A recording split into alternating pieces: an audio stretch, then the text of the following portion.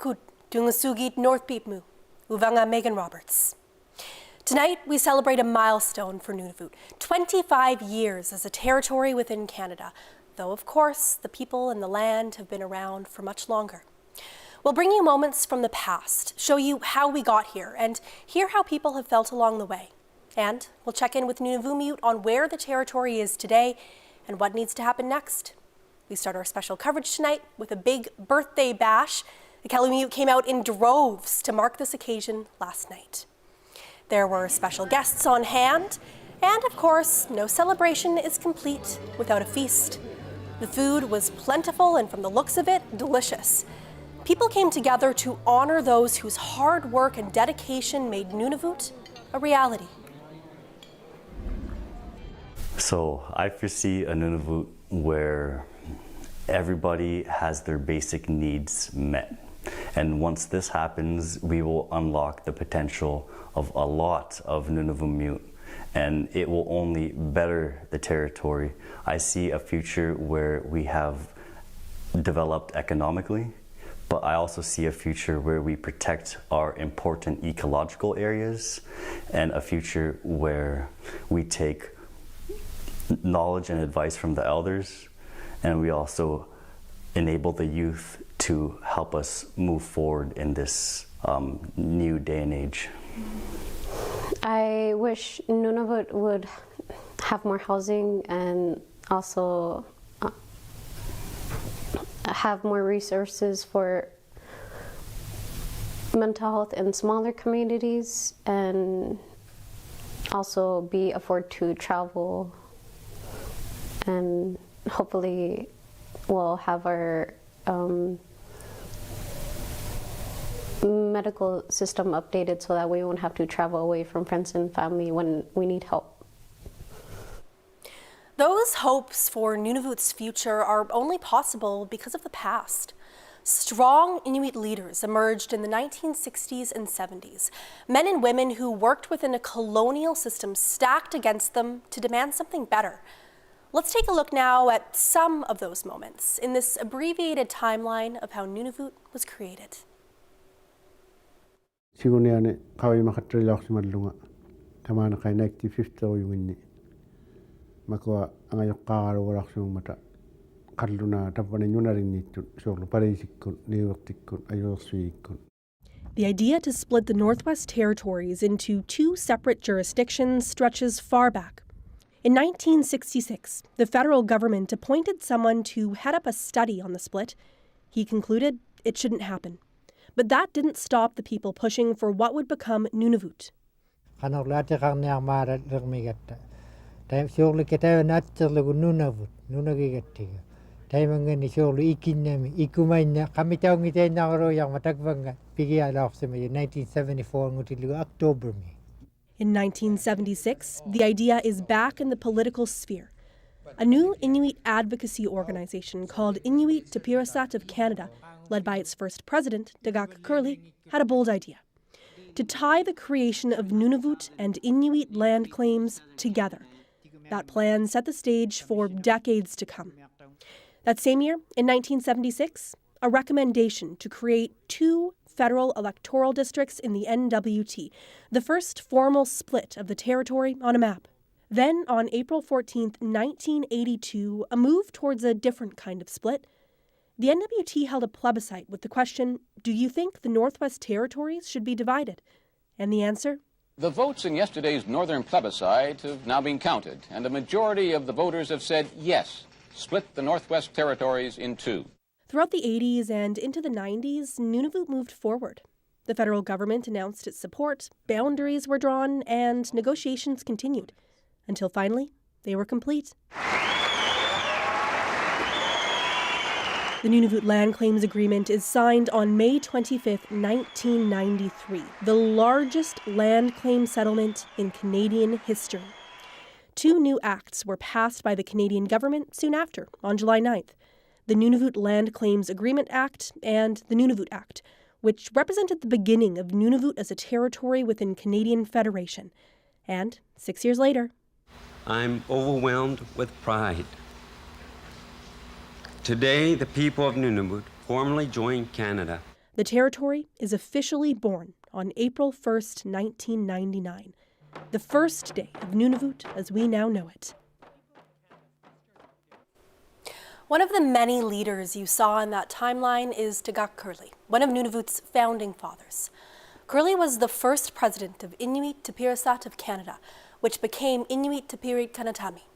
He was a lead negotiator in the land claims process and an MLA in both the Northwest Territories and Nunavut.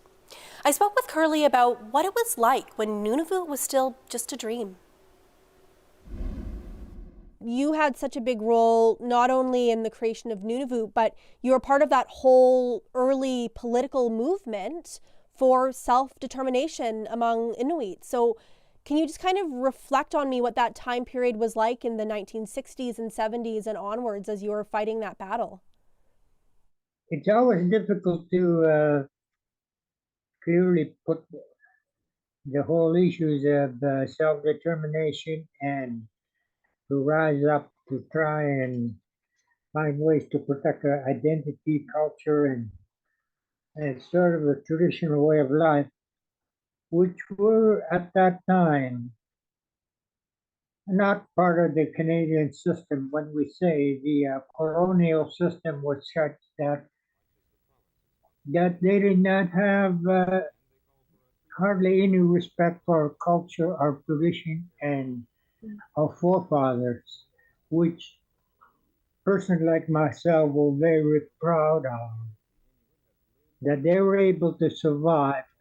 But those of us at that my age group, we knew then that we were losing our ability to have confidence in our tradition and way of life. When we say way of life, it means that our culture, language, and our ability to survive were not recognized in Canada, and therefore we really were not significant to the Canadian government or the governments of the world. So it was a different perspective altogether. The times were tough, and either we lose it or we give up or pursue the idea of self-determination, which is undefined, very complex because we have nothing to go back to. Once you're in it, either you're dead end and lose hope, or you gain something. That was the nature of my involvement during the last, I say during the last 50 years. 25 years is not that far away. What kept you motivated as you were fighting these battles and really forging forward on a path that didn't exist ever before? You were making a brand new path for yourselves. Mm-hmm. Yeah. Again, that's a huge question. At least in terms of once we had the ability to participate with the self-determination work, that means we were able to stake the claims on Inuit land. So it took a lot of time to negotiate the actual Aboriginal title to land and other rights that we have since achieved. But in terms of the other side, on the political development side, that was much more complex because these were, I can tell you, these were not negotiable. They were not Aboriginal title related public government system. So as a young MLA, when I got it into legislature in '79, I used that forum, basically myself, to promote the idea of dividing the territories continually, having it recognized by resolutions, motions in the House, and establishing a special committee to consult with the public. And these were okay because the jurisdiction lied with the federal government, but they were not engaged whatsoever in promoting the idea. They were hoping that it would simply die out and that we would come to a dead end. The public is not interested. So these are complex issues, but by and large, the public was engaged and we were able to hold plebiscite to confirm whether or not the majority accept them or not. So it's been an interesting 25 years as far as the public government side is concerned, Nunavut government, creation of Nunavut government. Do you think that Nunavut is living up to the vision that you and other leaders had in the 1960s and 70s? Yes, the Nunavut, in terms of the government concept, the it it's maturing slowly. A lot of people would like to see, you know, more progress be made. At the same time, they must be trained for their jobs. And that's slowly coming along. It's coming along. We still must be patient because Nunavut is not easy. It's the most expensive way to live in the any regions of Canada.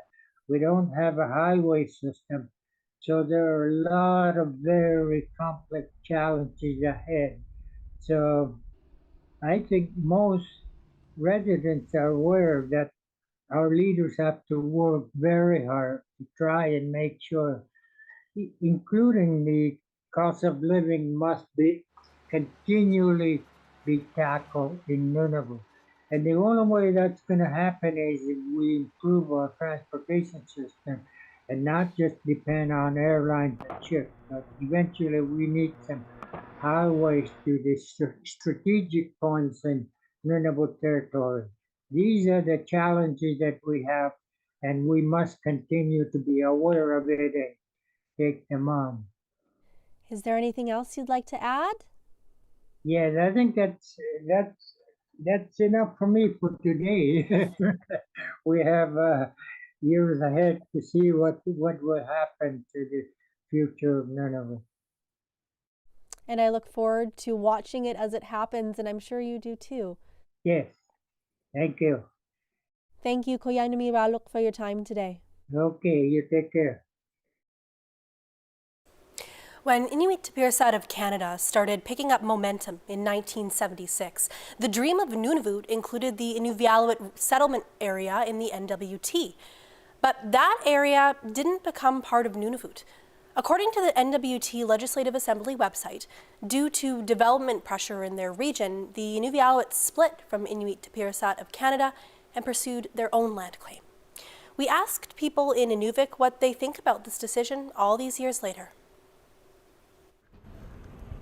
I've thought about that for a long time, but we were all part of Kitakmut before the divisions. And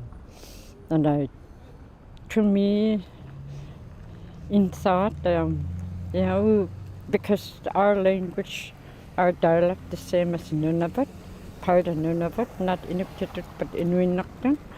Well, I was raised in Inuinnaqtun language, which is part of Cambridge, Cokloktok, Trollhaven, and some of the other areas, but not Inuktitut, mostly Inuinnaqtun.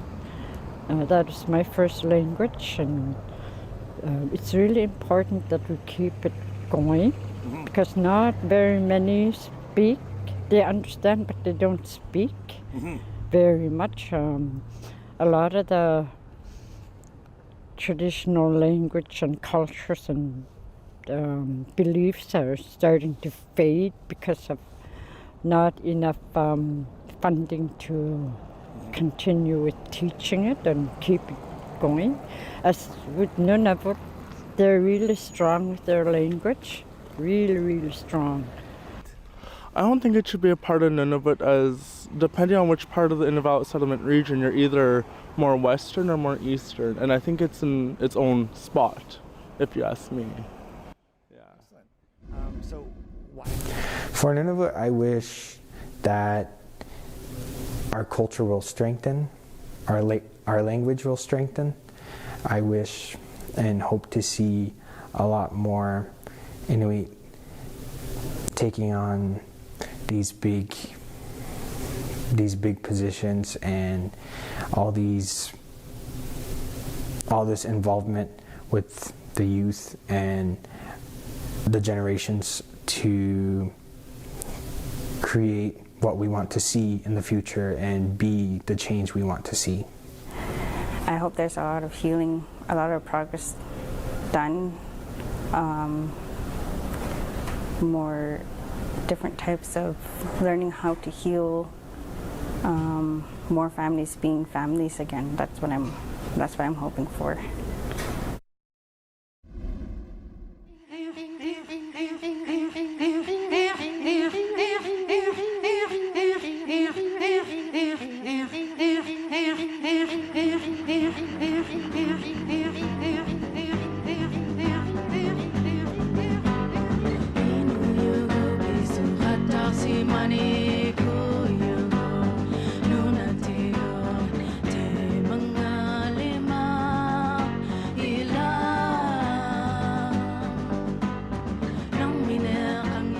Una,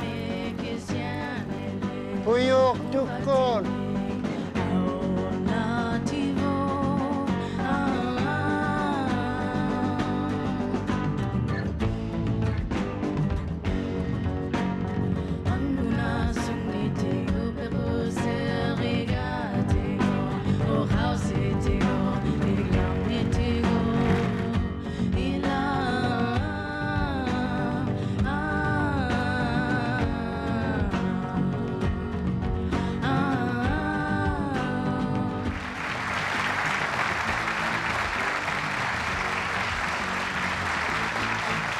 Ullumatemanna qaumainarniaakku ay igiangimmat siunishatinni ullumita pigerluta nammineq naunersigunnersilaaleratta siunishatinni.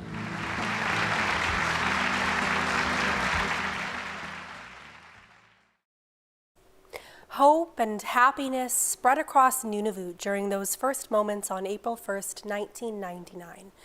But after the joy comes the reality. A brand new government is in place and Nunavummiut have to run it. We went into our archives to see how people felt 10 and 20 years after the creation of Nunavut. Here's Jennifer Hunt-Poitras reporting from Pond Inlet in 2009 and Jordan Cooney reporting from Iqaluit in 2019.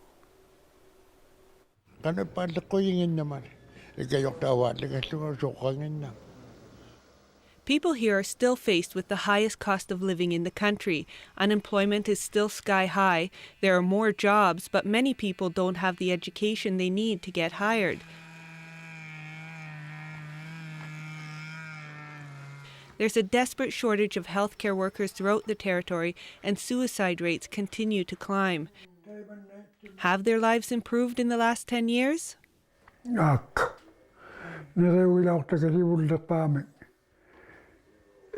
Sakangit ila piya wadliaratu naqtibulqaminrewilaaqtakamaan uqawsiuqattaqpalliaratu.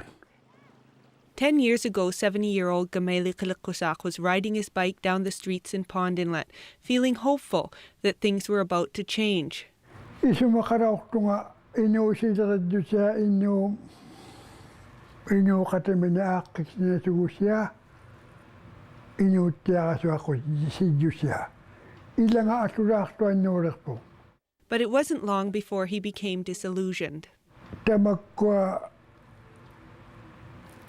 inu pekkusinganing qauyamaruaqquyingittun neruagaksangoqlut. Asuila neruaqtaullut.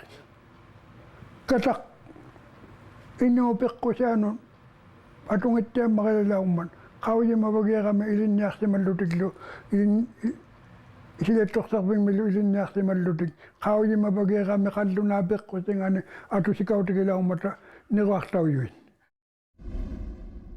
That was the vision of Nunavut, to become self-sufficient. Nunavut Incorporated says that vision won't be reality unless Nunavummiut truly govern themselves. The organization that represents land claim beneficiaries began researching self-governance this year, but Kwasa is confident Nunavut already has what it needs. He compared Nunavut to Greenland, an Inuit-led country that is thriving, but he says they've been at it for 200 years.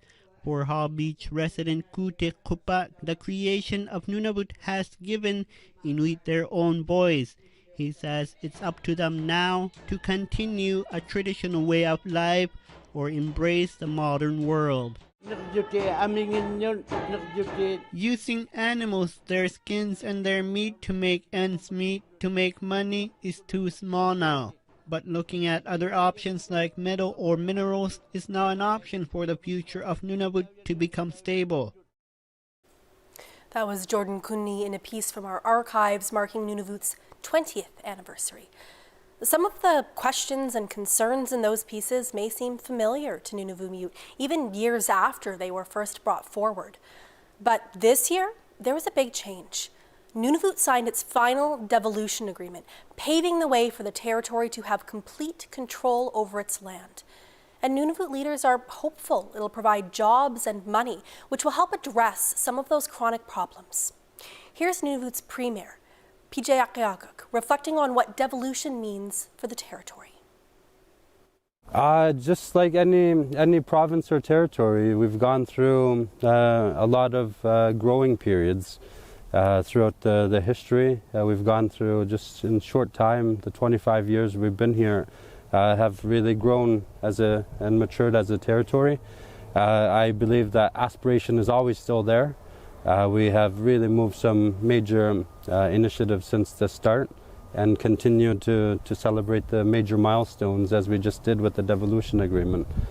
So I really see from the moment of 1999 onwards, I like to see it as a igluvigak, or igloo being built. And during that course, we've really built the foundations, and it takes time to build the foundations. So we've built some parts of the igloo, but there's a lot more work ahead of us though. And I think with the devolution agreement, it gives us an incredible opportunity to enter the next phase of our journey as a territory, as the largest land mass in Canada that we will oversee when the final transfer happens in 3 years' time. It really gives us that opportunity to start building the economies that we see fit as a territory, and that we start bringing that decision-making home right here into the territory. For far too long, we've had Ottawa make the final decisions on our behalf. What better people to make their own future, to make their own decisions, than those people that are going to be impacted? So I'm really proud of the recent signing of the devolution agreement, and I think that importance of bringing that decision making right here into the territory is so crucial. Canada's Governor General is in Nunavut to celebrate the 25th anniversary. Mary Simon spoke with Pauline Pimuk about what it took to see Nunavut become a reality and what she hopes for the future. You've helped create what Nunavut has become in a way.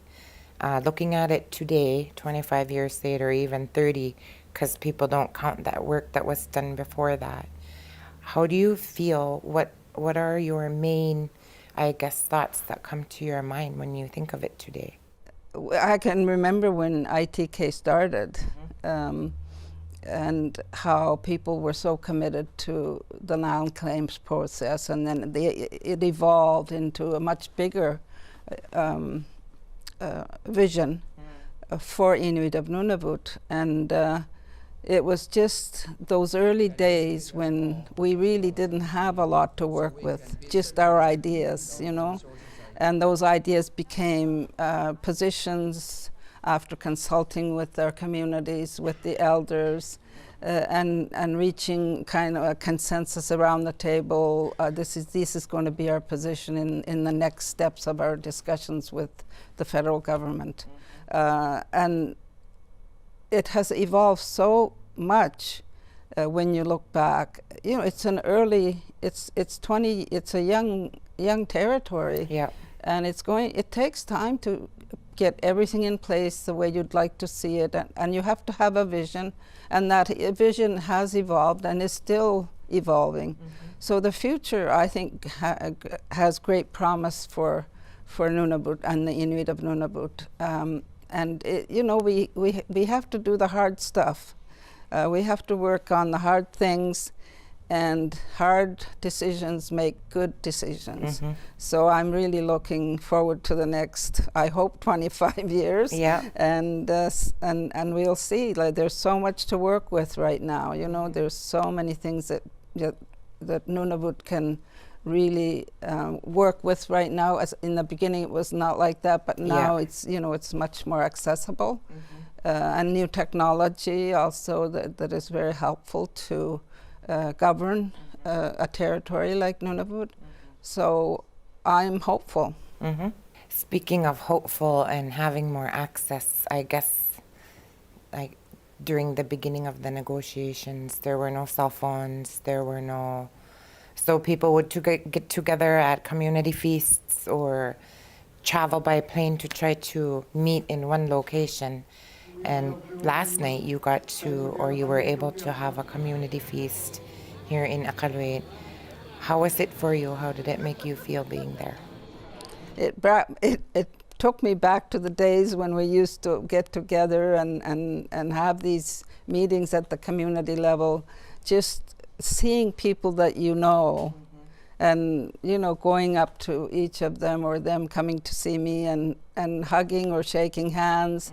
It was like the good old days in some ways, you know. So I think last night was just, there were so many people there. It was completely full, and people were laughing, you know, sometimes crying a little bit, and there was children running around like we always do as Inuit. Children are a part of, you know, part of the events, and we even had a little 18-month-old girl dancing. Oh, cute! He was so cute, yeah. Nuggling up. So that was great. No, it was a great event. My hope for Nunavut is that we tackle all these barriers at once and with each other. Especially my generation, I hope we are the ones to start the process of making the change, and I hope we are more open. What a beautiful thought to end our show tonight. Koyanami, thank you for watching. I'm Megan Roberts. We leave you with a look at some of the celebrations that happened in Iqaluit last night to celebrate Nunavut. Have a good night.